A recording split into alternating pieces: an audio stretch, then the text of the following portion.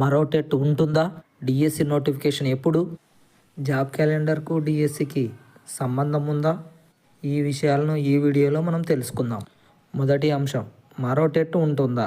దీనికి జవాబు చెప్పడం అంత సులభం కాదు. ఎందుకంటే ఇప్పుడున్న పరిస్థితుల్లో దీనికి జవాబు చెప్పడం అంత ఈజీ అయిన పద్ధతి కాదు అని నాకు తెలిసినటువంటి విషయం. కొంతమంది అభ్యర్థులు మరో టెట్ నిర్వహించాలని ప్రభుత్వాన్ని వేడుకుంటున్నారు.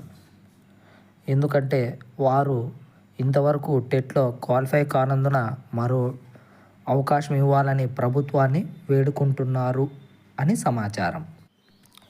అయితే ఇప్పుడున్న పరిస్థితుల్లో దాన్ని నిర్వహించకపోవచ్చు అని నా అభిప్రాయం. ఎందుకంటే ఒక టెట్ నిర్వహించడానికి మినిమంలో మినిమం అయినా 4 నెలల సమయం పడుతుంది. కాబట్టి అది నిర్వహించకపోవచ్చు అని నా అభిప్రాయం. ఇక రెండో అంశం, డిఎస్సి నోటిఫికేషన్ ఎప్పుడు? నాకు తెలిసినంత వరకు సాధ్యమైనంత త్వరగా డిఎస్సి నోటిఫికేషన్ ఇవ్వడానికి సిద్ధంగా ఉన్నారని తెలిసినటువంటి విషయం. ఎందుకంటే ఈ నెల తర్వాత స్థానిక సంస్థల ఎలక్షన్లు వస్తాయి కాబట్టి నోటిఫికేషన్ ఇచ్చిన తర్వాతే స్థానిక సంస్థలకు వెళ్తారు అనేది మరొక అభిప్రాయం కూడా నాది. అంతేకాదు, ఇచ్చిన మాట ప్రకారం నిరుద్యోగులకు న్యాయం చేసే ఎలక్షన్కు వెళ్తారనేటువంటి మరొక అభిప్రాయం కూడా నాకు ఉంది. కాబట్టి సాధ్యమైనంత తొందరగానే నోటిఫికేషన్ ఈ నెల చివరిలో వస్తుంది. మూడవ అంశం, జాబ్ క్యాలెండర్.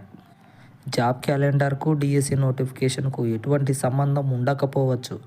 ఎందుకంటే జాబ్ క్యాలెండర్ అనుకున్న ప్రకారం ఉగాది రోజున విడుదల చేయడానికి సిద్ధంగా ఉన్నారు.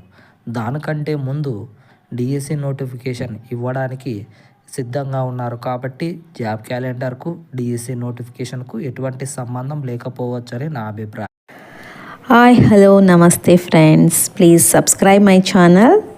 అండ్ ఈ వీడియోని చూసి మీకు నచ్చినట్లయితే కనుక వీడియోని లైక్ చేయండి, షేర్ చేయండి అండ్ కమెంట్ చేయండి.